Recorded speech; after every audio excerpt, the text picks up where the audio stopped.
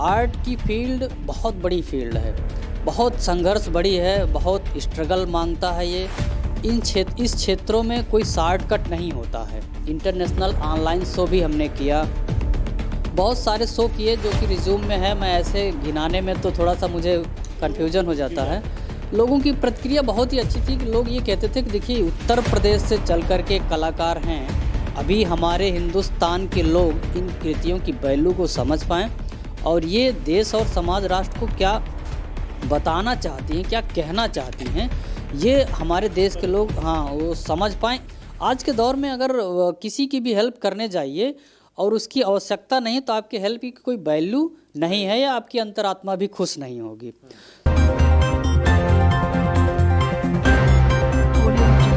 नमस्कार, मेरा नाम है वसीम अकरम और आज बहुत दिनों के बाद मुझे एक मौका मिला है अपने स्टूडियो में बैठकर किसी का साक्षात्कार यानी कि इंटरव्यू करने का। ये भी मैं आपको बता दूं कि मेरे साथ जो शख्स आपको तस्वीरों में नज़र आ रहे हैं, स्क्रीन पर नज़र आ रहे हैं, वो कोई आम इंसान नहीं है।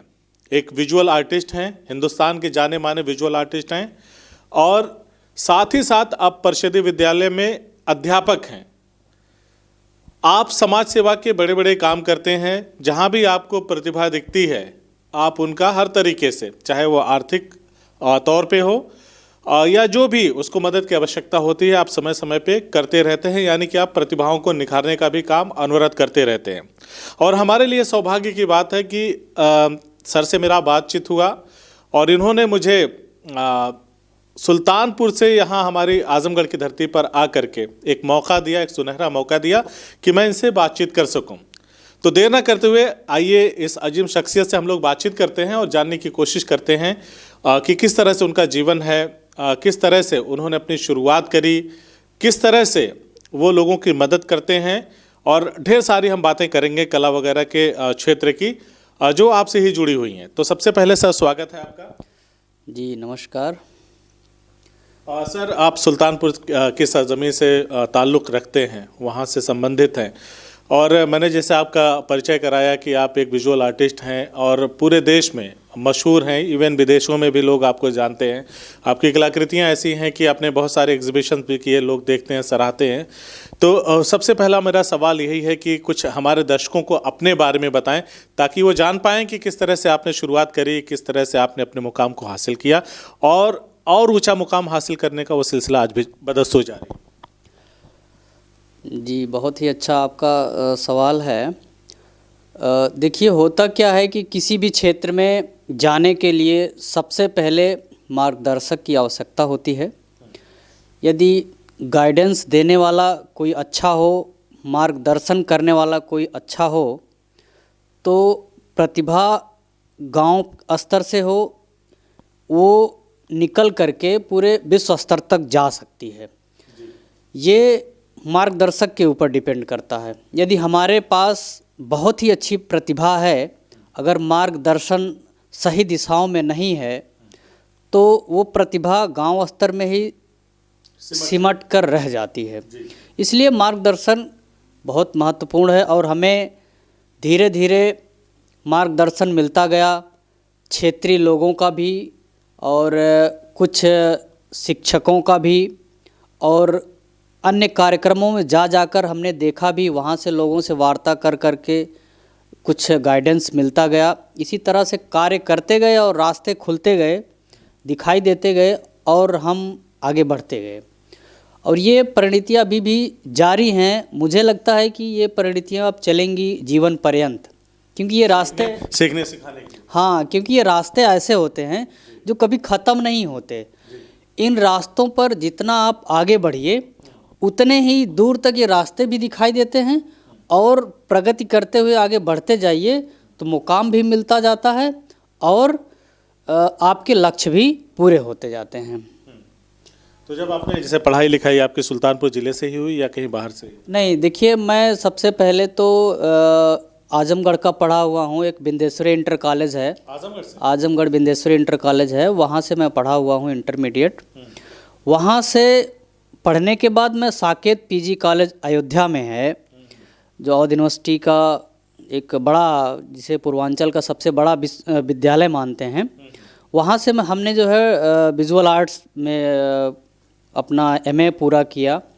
इसके बाद धीरे धीरे जुड़ते गए। हमारे उत्तर प्रदेश में एक कलाकारों की एक प्रकार से मंडी कह लीजिए, राज्य ललित कला अकादमी है जो कलाकारों की गढ़ी मानी जाती है और वहाँ पर बड़े बड़े विद्वानों की गढ़ी मानी जाती है। वहाँ से मैं बराबर जुड़ता रहा, वहाँ के प्रदर्शनियों में बराबर भाग लेता रहा और जहाँ से पूरे देश में भ्रमण करने का भी एक रास्ता मिला। अच्छे अच्छे कलाकारों से मुलाकातें हुई, कैसे लोग वर्क करते हैं, क्या चल रहा है समसामयिक स्तर पर और किस स्तर का वर्क किया जाए कि देश दुनिया में नाम कमाया जाए और शोहरत कमाई जाए और अपने इस देश का नाम पूरे विश्व में बिखेरा जाए। तो वहाँ से हमें बहुत कुछ सीखने को मिला भी और उस अकादमी से हम लोगों ने बहुत सारे कोर्सेज़ भी किए। एकेडमी के लोगों का काफ़ी सपोर्ट रहा और वो आज भी हम लोग वहाँ से जुड़े हैं और विभिन्न प्रदर्शनियों में, कार्यक्रमों में वहाँ से जो है लेटर आते रहते हैं और हम लोग पार्टिसिपेट करते रहते हैं। तो इस तरह से अभी हमारे उत्तर प्रदेश की छवि पूरे देश में बिखर रही है अकादमी के माध्यम से। अच्छा, मुझे ये बताइए कि शिक्षा के जीवन में जब आप पढ़ाई कर रहे थे, आपने बताया कि विंध्येश्वरी इंटर कॉलेज जो आजमगढ़ से संबंधित है, आपने वहाँ से अपनी शिक्षा पूरी की, फिर उसके बाद एमए आपने किया विजुअल आर्ट से किया आपने साकेत से। तो ये विजुअल आर्ट के प्रति आपकी गंभीरता कब से आई? कब आपने सोचा कि हाँ मुझे इस तरफ कदम बढ़ाना चाहिए? विजुअल आर्ट्स के प्रति गंभीरता तो हम लोग बचपन से रुचिकर सब्जेक्ट्स है। हमारे पिताजी भी आर्ट ड्राइंग बहुत अच्छा बनाते थे, तो हम लोग वहाँ से प्रेरणा लिए हैं और वहाँ से प्रेरित होकर के धीरे धीरे वर्क करते गए। लोगों का सराहना जैसे जैसे मिलता गया उस क्षेत्रों में हम आगे बढ़ते गए, क्योंकि किसी भी क्षेत्र में आगे बढ़ने के लिए सराहना बहुत ज़रूरी होती है। यदि आपको प्रोत्साहन और सराहना मिलती जाती है तो आप आगे बढ़ने में उन सब क्षेत्रों में चूकते नहीं हैं। कोई भी इंसान नहीं चूकता है। तो हमको सराहना और प्रोत्साहन मिलता गया तो धीरे धीरे हम इस पर वर्क करते गए और जैसे जैसे वर्क करते गए वैसे वैसे आगे बढ़ते गए, रास्ते मिलते गए, धीरे धीरे आज विश्व के मुकामों पर भी हैं। तो विंध्येश्वरी इंटर कॉलेज में ये हुआ कि वहाँ पर एक टीचर थे और ड्राइंग टीचर बहुत काफ़ी अच्छा पढ़ाते थे, जिनको व्यवहारिक तौर पर लोग फिरिंगी गुरुजी कहते थे और ड्राइंग क्या गज़ब की ड्राइंग बनाते थे। और उनके माध्यम से वहाँ से प्रेरित होकर के उन्होंने कहा कि बीएफए कीजिए। बीएफए के माध्यम से पूरे दुनिया में नाम किया जा सकता है और आर्ट की सबसे बड़ी अगर डिग्री माने तो बीएफए ही है, जिसे बैचलर ऑफ फाइन आर्ट्स कहते हैं, हिंदी में उसे ललित कला कहते हैं। वो बीएफए के लिए हमने आवेदन किया बीएचयू में, बीएचयू फैकल्टी में हमने आवेदन किया। तो वहाँ पर परीक्षा भी हमने क्वालिफाई की, सब कुछ हुआ। लास्ट अवसर में हुआ क्या कि थोड़ी सी जो है शारीरिक स्वस्थता की वजह से, अस्वस्थता की वजह से हम प्रवेश नहीं ले पाए। डेट ओवर हो गई। डेट ओवर हो जाने के बाद जो है फिर हमने किया क्या कि साकेत महाविद्यालय में पता चला कि यहाँ पर भी ड्राइंग पढ़ाई जाती है और यहाँ पर भी आर्ट के कोर्सेज हैं। तो हमने वहाँ आवेदन किया, परीक्षा दी, एंट्रेंस देने के बाद फिर वहाँ पर भी क्वालिफाई किए, फिर वहाँ पे प्रवेश लिया। धीरे धीरे वर्क करते गए और लोगों से मुलाकात होती गई। वहाँ पर आर्टिस्टों को, बड़े बड़े आर्टिस्टों को बुला करके सेमिनार भी होते हैं। तो उस सेमिनारों से हम लोग बहुत कुछ सीखे और आगे बढ़ते गए, रास्ते खुलते गए। आज भी स्ट्रगल कर रहे हैं। ज़िंदगी इसी का नाम है, चलते रहिए। बिल्कुल, ज़िंदगी इसी का नाम है। आपने बताया कि किस तरह से आपने संघर्ष किया, आज इस मुकाम पे हैं। तो मैं ये जानना चाहता हूँ हमारे दर्शकों के लिए कि वो भी ताकि जाने कि आपने अब तक किन किन जगहों पे, देश के किस किस हिस्से में ये अपनी आर्ट की एग्जीबिशंस लगाई। देखिए, कलाओं का क्षेत्र बहुत ही बड़ा है, यह सीमित नहीं है। ये किसी भी क्षेत्र में कोई भी वर्क करे, बहुत मायने रखती है इन क्षेत्रों में अभिव्यक्तियाँ, कि आप समाज और राष्ट्र देश को क्या बताना चाहते हैं, क्या समस्याएं हैं और कैसा होना चाहिए। यह चित्रकार का एक अहम पहलू होता है। चित्रकार जब कहीं भी रहता है तो वो अपनी चेतना के अंदर पहले अपने ही अंदर मानसिक पटल पर वह छवि बनाता है। छवि बनाने के बाद वो यह सोचता है कि हमें समाज और देश राष्ट्र को जनहित में क्या बताना है, क्या है और कैसा होना चाहिए। इन सब अभिव्यक्तियों को समेटे हुए जब एक कलाकार अपनी अभिव्यक्ति के माध्यम से गैलरियों में शो करता है तो देश दुनिया को बताता है। उस बताने के माध्यम से बहुत कुछ लोगों को सिखा भी देता है। और ऐसे में इन सब अभिव्यक्तियों को समेटते हुए मैंने दिल्ली में जो आईफैक्स आर्ट गैलरी है, आईफैक्स आर्ट गैलरी है, कलाकारों की बहुत ही पुरानी गैलरी रही है। सबसे पहले वहाँ पर फिल्म इंडस्ट्री के थिएटर्स वगैरह वहीं शुरू हुए थे। वहाँ से हमने जो है राष्ट्रीय लेवल का शो किया। इसके बाद कई शो और भी किए, इंटरनेशनल ऑनलाइन शो भी हमने किया, बहुत सारे शो किए जो कि रिज्यूम में है। मैं ऐसे गिनाने में तो थोड़ा सा मुझे कन्फ्यूजन हो जाता है। लोगों की प्रतिक्रिया बहुत ही अच्छी थी कि लोग ये कहते थे कि देखिए उत्तर प्रदेश से चल कर के कलाकार हैं और ग्रामीण अंचल से चल कर के निकल कर के आए हैं, इनकी अभिव्यक्तियाँ बहुत ही खरी हैं और इन्होंने जो कुछ भी सृजित किया है यह वास्तव में सोचने पर विमर्श कर देती हैं, मतलब कि विवश कर देती हैं सोचने पर। और ये जब तक कहते थे कि मैं इस पे जितना भी बोलूं या जितना भी कहूं उतना कम होता है, तो लोगों का, दिल्ली वाले लोगों का काफ़ी प्रोत्साहन मिला वहाँ पर।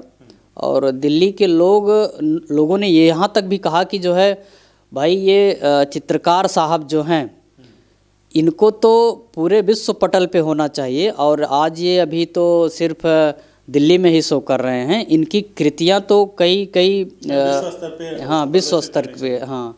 और एक दिल्ली के प्रोफेसर थे, देखिए मुझे नाम नहीं याद आ रहा है, उन्होंने उस जब दीर्घम वो आए उन्होंने पहले ही जब जैसे ही प्रवेश किए तो उन्होंने कहा कि बेटा आपकी कृतियाँ तो कई लाखों में बिकने वाली हैं और आप जो है जब भी अपनी कृतियों को बेचिएगा तो लाख के नीचे इसकी प्राइस ही मत रखिएगा। तो हमने कहा सर ये बात तो बिल्कुल सही है, कृतियों की कोई जो है कोई बधा हुआ रेट नहीं होता, और मैं कोशिश करूँगा कि अभी हमारे हिंदुस्तान के लोग इन कृतियों की वैल्यू को समझ पाएँ और ये देश और समाज राष्ट्र को क्या बताना चाहती हैं, क्या कहना चाहती हैं, ये हमारे देश के लोग हाँ वो समझ पाएँ। इसके बाद हम इन कृतियों की मार्केटिंग वगैरह को लेकर के आगे जो है कदम बढ़ाएंगे। आपने कहा कि एक कलाकार के अंदर अभिव्यक्ति, मतलब जो भी वो देखता है, जो भी वो समझता है, वो कैनवास पे ब्रश और रंगों से उसे उकेरने की कोशिश करता है। लोगों ने आपकी तारीफ भी की कि आपकी अभिव्यक्ति, आपकी सोच जो प्रदर्शित करती है वो काफ़ी यूनिक है, अच्छी है। अगर मैं इस दौर में कहूँ, जैसे कि कोरोना काल चला, दो चीज़ें हुई हमारे देश में, कोरोना में लॉकडाउन वगैरह लगा, पूरा देश तबाही के दौर से गुजरा। उसके बाद कृषि बिल की वजह से किसान आंदोलित हैं। अगर मैं इन दोनों में से कहूँ, आपसे पूछूं कि आप किस कॉन्सेप्ट पे अपनी अभिव्यक्ति के माध्यम से समाज को जागृत करना चाहते हैं, तो दोनों में से कौन सा फेवरेट कॉन्सेप्ट होगा? देखिए अभी तो कृषि बिल तो चल ही रहा है, मान लीजिए वो तो मानवता पर बहुत बड़ा कुठाराघात नहीं कहा जाएगा, लेकिन जो कोरोना महामारी है ये तो पूरे इंसानियत पर प्रश्न चिन्ह खड़ी करती है। तो हमारा तो सबसे पहले उद्देश्य यही होगा कि हम कोरोना के माध्यम से चित्रांकन करके देश दुनिया को बताएं कि इससे बचाव क्या है, कैसे बचा जाए, सुरक्षा इससे कैसे की जाए। जो चित्रों के माध्यम से, कलाकृतियों के माध्यम से जन समुदाय को ये बताना हम सभी चित्रकारों का धर्म होता है। और जिस समय लॉकडाउन हुआ था, उस लॉकडाउन में हमारी पूरी टीम क्या, पूरे इंडिया के कलाकारों का मैं देख रहा था, अभिव्यक्तियाँ देख रहा था, तो लोग कोविड को लेकर के इतना ज़्यादा सक्रिय थे, इतनी ज़्यादा तूलिकाएँ उनकी सक्रिय थीं कि कैनवस और कोरे कागज़ को इस तरह से बना रहे थे कि कोरोना से कैसे बचें, कोरोना इस समय इंसानियत पर कितना जुल्म ढा रहा है, कोरोना महामारी जो है किस तरह से लोगों को जो है घातक सिद्ध हो रही है और इससे कैसे बचा जाए। तो हम लोग भी इस पे कई कंपटीशन ऑर्गेनाइज करवाए, इस पे जो है कोरोना को लेकर के कई चित्रांकन हुए, कई दर्जनों कलाकृतियाँ बनाई गई, सोशल मीडिया के माध्यम से शेयर किया गया, काफ़ी लाइक्स आए। तो ऐसे कोरोना, यानी कोरोना आपका फेवरेट कॉन्सेप्ट होगा जिस पे आप काम करना चाहेंगे। जी जी, कोरोना तो अभी देखिए चल ही रहा है, समसामयिक हम लोग पेंटिंग्स कर भी रहे हैं और ऑनलाइन माध्यम से उसका संदेश भी जा रहा है। तो कोरोना तो अब एक जीवन का अहम पहलू बन गया है कि कहीं भी रहिए, कहीं भी शो कीजिए, किसी भी दीर्घाय पीठिका में आप रहिए, शो लगाइए, लेकिन कोरोना की कुछ पेंटिंगें तो होंगी ही जिससे जन समुदाय को एक जन संदेश मिल सके। जो नए लोग हैं वो किस तरह से, अगर इस तरह के शौक हैं उनके, वो आर्ट के फील्ड में, कला के क्षेत्र में आना चाहते हैं, उनके लिए क्या सलाह है आपकी? और साथ ही जो मैंने कहा आपसे एक इंट्रो में मैंने बताया था कि लोगों की मदद करते हैं जो विभिन्न क्षेत्रों में जाने की कोशिश करते हैं, तो वो किस तरह से करते हैं? दोनों सवाल एक साथ। देखिए अभी जैसे जो नए लोग हैं जो इस क्षेत्रों में आना चाहते हैं, आर्ट की फील्ड बहुत बड़ी फील्ड है, बहुत संघर्ष बड़ी है, बहुत स्ट्रगल मांगता है ये। इस क्षेत्रों में कोई शॉर्टकट नहीं होता है। जितना संघर्ष करेंगे, जितनी अभिव्यक्तियां करेंगे, जितना स्ट्रगल करेंगे, उतनी प्रगति करेंगे। तो नए लोगों से मैं यही कहना चाहता हूं कि पहले तो अपना एक आधार बनाइए। आधार बनाने के साथ साथ में ये डिसाइड कीजिए, ये नीड अपने अंदर रखिए कि हमें करना क्या है। जैसे आर्ट के फील्ड में अगर बढ़ना है तो उसको पहले अपनी नीड बनाइए, आवश्यकता बनाइए। जब वो आर्ट आपकी आवश्यकता बन जाएगी तो आप 100% उस चीज़ को बेहतर कर पाएंगे, क्योंकि वो इंसान की आवश्यकता होगी तो किसी भी स्तर तो वहाँ जाने के लिए वो राज़ी होगा। जब किसी भी स्तर पर जाने के लिए राज़ी होगा तो उसे उस क्षेत्रों में सफल होने से कोई नहीं रोक सकता। और किसी मुकाम पे अगर उन्हें आर्टिस्ट, जो विजुअल आर्टिस्ट चंद्रपाल जी हैं, उनका सहयोग अगर उनको चाहिए तो किस तरह से आप उनकी मदद? कि हम जैसे उनको सहयोग चाहिए तो हम मदद इस स्तर से करेंगे कि सबसे पहले तो इस क्षेत्रों में सामग्रियां कम मिल पाती हैं, दिशा निर्देश कम मिल पाते हैं। हाँ, दिशा निर्देश कम मिल पाते हैं। देश में ग्रामीण अंचल से लेकर शहरी स्तर तक बड़ी अच्छी ललित प्रतिभाएं हैं, लेकिन उनको मार्गदर्शन ना मिलने के कारण वो वहीं तक सीमित हो जाती हैं, होम स्तर तक सीमित हो जाती हैं, क्षेत्र स्तर तक सीमित हो जाती हैं, वो प्रदेश और देश स्तर तक, विश्व स्तर तक नहीं जा पाती हैं। तो सबसे पहले मैं कोशिश तो यही करूँगा कि उनका दिशा निर्देशन करें कि इस क्षेत्रों में जो है, इस क्षेत्रों में आप कैसे आगे बढ़ सकते हैं, इसमें जो है भविष्य में अवसर क्या हैं, आप इसमें सोर्स ऑफ इनकम कहाँ से कमा सकते हैं, देश और दुनिया के लोगों को कैसे मन मोह सकते हैं, दुनिया लोगों को इस आर्ट के माध्यम से कैसे खुश रख सकते हैं और देश दुनिया को कैसे सजा सकते हैं। ये सारी चीज़ें बताने के लिए मैं पहले उनका जो है निर्देशन करूँगा, उनका निर्देशन के माध्यम से उनका सहयोग करूँगा। फिर इसके बाद जो संसाधन उनको नहीं मिल पाते हैं या जहाँ से नहीं मिल पाते हैं या जो करना चाहते हैं, फिर इसके माध्यम से मैं उनका दिशा निर्देश के साथ साथ ही उस क्षेत्र में भी उनका सहयोग और सपोर्ट करूँगा। यहाँ पे हम चलते हुए स्क्रीन पे आपका नंबर डिस्प्ले कर सकते हैं ताकि लोगों को अगर मदद की ज़रूरत हो तो कॉल कर सकते हैं। बिल्कुल कर सकते हैं। मेरा पर्सनल नंबर है, सोशल मीडिया पर भी है, और 9721764379 ये मेरा नंबर है। ये आज स्क्रीन पे दिखाई भी दे रहा है। आज ये चल रहे हैं 2011 से ही ये मेरा नंबर चल रहा है और यही चलेगा ही। हाँ, अच्छा, एक चीज़ और, एक अहम सवाल है। जैसे मैंने बताया कि लोगों को आप विभिन्न तरीके से सामाजिक क्षेत्रों में काम करते हुए लोगों की मदद करते हैं, तो वो उसका नज़रिया क्या है देखने का, किस तरह के लोगों की मदद करते हैं? देखिए, मदद ज़्यादातर उन्हीं की करते हैं वास्तव में जिन्हें आवश्यकता है। आज के दौर में अगर किसी की भी हेल्प करने जाइए और उसकी आवश्यकता नहीं तो आपकी हेल्प की कोई वैल्यू नहीं है या आपकी अंतरात्मा भी खुश नहीं होगी। तो ज़्यादातर हम लोग मदद उसी की करते हैं जो जिन्हें वास्तव में आवश्यकता है, जिन्हें उसकी नीड है, जो कुछ उस क्षेत्रों में करना चाहता है, और जो नहीं करना चाहता अगर हम उसकी भी हेल्प करेंगे तो वो एक प्रकार की अवहेलना होगी। हेल्प की भी अवहेलना होगी और हमारी अंतरात्मा भी ज़रूरतमंद है उसी की मदद हम कर सकेंगे। जो ज़रूरतमंद हैं ज़्यादातर मैं उन्हीं की सहायता करने के लिए आगे आता हूँ। अब एक आखिरी सवाल, जैसा कि हमने बातचीत में जाना कि कला अनंत है, एक ऐसा क्षितिज है जिसका, क्षितिज का मतलब ही होता है जिसका कोई ओर है ना छोर है।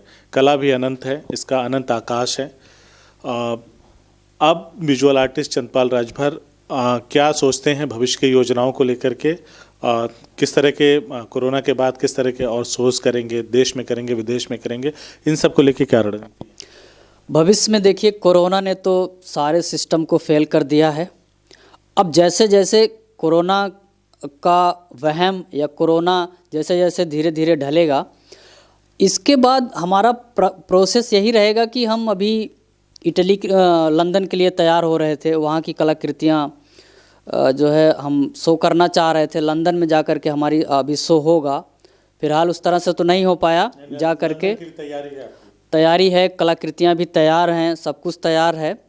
अब वहाँ के लिए मैं जो है पूरा मूड बना चुका था। अगर यही लॉकडाउन नहीं हुआ होता या कोरोना महामारी नहीं हुई होती तो शायद ये शो सफल हुआ होता। फिलहाल ऑनलाइन जो है शो चल रहे हैं, सोशल मीडिया पे भी चल रहे हैं और अभी ये बहुत ही लंबे समय तक चलेगा। और जैसे जैसे यथास्थिति में सुधार होगा कोविड महामारी को लेकर के, वैसे फिर रणनीतियाँ तय की जाएगी। और कोशिश यही है कि लंदन का शो हमारा जल्दी हो और उसके लिए मैं तैयार भी हूँ और हमारी कलाकृतियाँ भी बेसब्री से इंतज़ार हैं कि कब उस पीठिका की शोभा बढ़ाएं। उस गैलरी। जी जी। आप सोशल मीडिया पे तमाम तरह के सुविचार लिखते हैं और कहते हैं कि एक कलाकार, एक आर्टिस्ट जो है समाज की चेतना होता है। क्या संदेश देना चाहेंगे, बहुत कम शब्दों में क्या संदेश देना चाहेंगे ताकि देश सही दिशा में आगे बढ़ सके, युवा अपने जो अवसर है उसका इस्तेमाल कर सकें, मतलब हर कोई अपने ढंग से अपना अपना काम करके देश को उन्नति की ओर अग्रसर कर सके? जी जी बिल्कुल। देखिए, सुविचार ये अंतरात्मा की अभिव्यक्तियाँ हैं और बहुत कम शब्दों में बहुत कुछ कह जाना सुविचार का एक बहुत अहम गुण है। और मैं एक चिंतनवादी हूँ। कुछ भी लिखने पढ़ने से पहले उस पर सोचता हूँ, विचारता हूँ, मनन करता हूँ, चिंतन करता हूँ। फिर वो उस चिंतन से जो निकल के एक छोटा सा कॉन्सेप्ट जो आता है उसे हम लिखते हैं और उससे लोग जो है प्रभावित भी होते हैं। कुछ लोग ये भी कहते हैं कि मेरे पर्सनल मुद्दे को लेकर के लिख रहे हैं, जबकि ऐसा कुछ नहीं है। वो मैं देश दुनिया की चेतना जागृति के लिए लिखता हूँ कि देश के लोग उसको पढ़ें, उसको समझें, उसका मूल्यांकन करें। अगर ऐसी चीज़ें कहीं हो रही हैं तो ना हो। और जो भी चीज़ें होती हैं, सुविचार ही एक ऐसी चीज़ होती है जो दुनिया के सत्य से परिचय कराती है, लोगों को परिचय कराती है। तो इसलिए सुविचार जो है वो आते हैं, आते भी रहेंगे और भविष्य में लोग उससे सीखते भी रहेंगे। तो ये है विजुअल आर्टिस्ट चंद्रपाल राजभर जी, जो सुल्तानपुर की सरजमी से आए हैं। आजमगढ़ से इनका एक संबंध आज तक मैं नहीं जान पाया था। बातचीत में पता चला कि आपने अपनी इंटर की पढ़ाई हमारे आजमगढ़ से की है। ये हमारे लिए भी बड़ी बात है और देश का इतना बड़ा कलाकार, इतना बड़ा चित्रकार हम सभी के समक्ष हैं। उनके विचारों को आपने सुना। निश्चित तौर पे इससे जो युवा पीढ़ी है लाभ उठाएगी। जो कलाकार इस क्षेत्र में आना चाहते हैं वो लाभ उठाएंगे। और आपकी कलाकृतियों के बारे में मैं क्या कहूँ, मेरे पास शब्द नहीं है। जिस तरह के आप पेंटिंग्स बनाते हैं, जिसे कहते हैं कि तस्वीरें शायद बोल पड़ेंगी। जब आप उसे देखेंगे तो आपको लगेगा कि तस्वीरें अभी बोल पड़ेंगी। इस तरह की कलाकारी है आपकी और समय समय पे हम आपको आमंत्रित करते रहेंगे, क्योंकि आपके साथ जो हमारी एक बॉन्डिंग है कि हम समाज में कुछ बेहतर करना चाहते हैं, बेहतर लोगों को सामने लाना चाहते हैं ताकि समाज सही दिशा में अग्रसर हो सके। उनको देख करके, उनके दिशा निर्देशन में अगर इनके द्वारा बताई गई किसी बात से किसी भी युवा को कुछ फ़ायदा होता है और वो कुछ बेहतर कर जाता है तो निश्चित तौर पे हमारा प्रयास सफल रहेगा। हमसे बातचीत करने के लिए बहुत बहुत शुक्रिया सर। शुक्रिया, धन्यवाद। CIB इंडिया न्यूज़ की सभी खबरों को देखने के लिए लाल रंग की बटन को दबाकर चैनल को सब्सक्राइब जरूर करें, घंटी जरूर दबाएं ताकि हमारी सभी खबरों के नोटिफिकेशंस आप तक पहुंचते रहें।